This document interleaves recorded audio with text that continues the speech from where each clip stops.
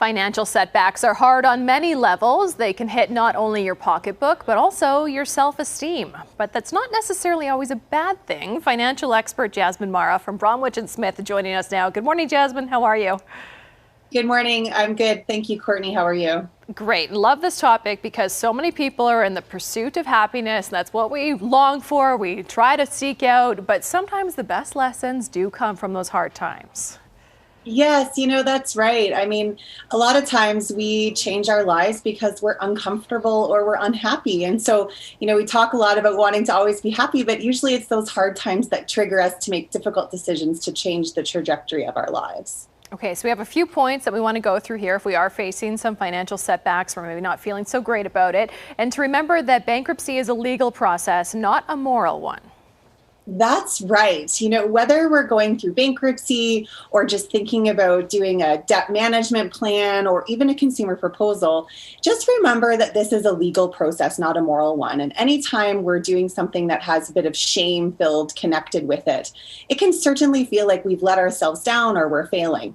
But that is not the case. This is really, truly a legal process that we're all allowed to do. And so just putting that in perspective and know that, there is a brighter tomorrow is a good thing to remember if you're facing something difficult.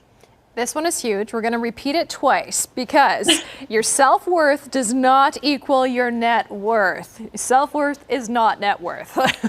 Yes, that is right. Definitely not equal. We put a lot of pressure sort of on ourselves that the more money that we have, the bigger our bank balance is, that the more worthy we are. But really, our worth as humans are completely separate to our bank balance.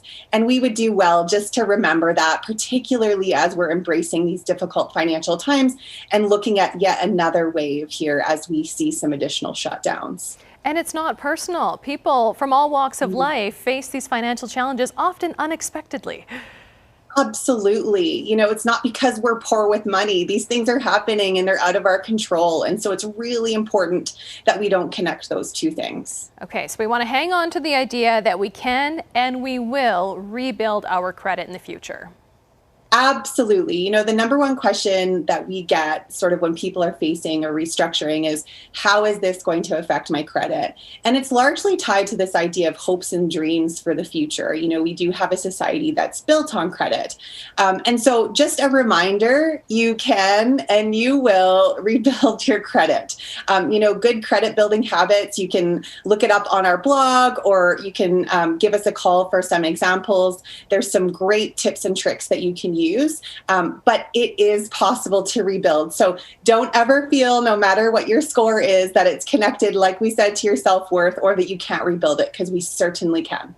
Messages of hope this morning, Jasmine. Thank you so much. And if you want more information on those blog posts or to contact Jasmine and her team, you can head to bromwich.smith.com, the website, for more information, and also follow along on social media. Thanks, Jasmine. Thanks, Courtney. Debt Real Talk with Bromwich+Smith. Free confidential debt relief consultations.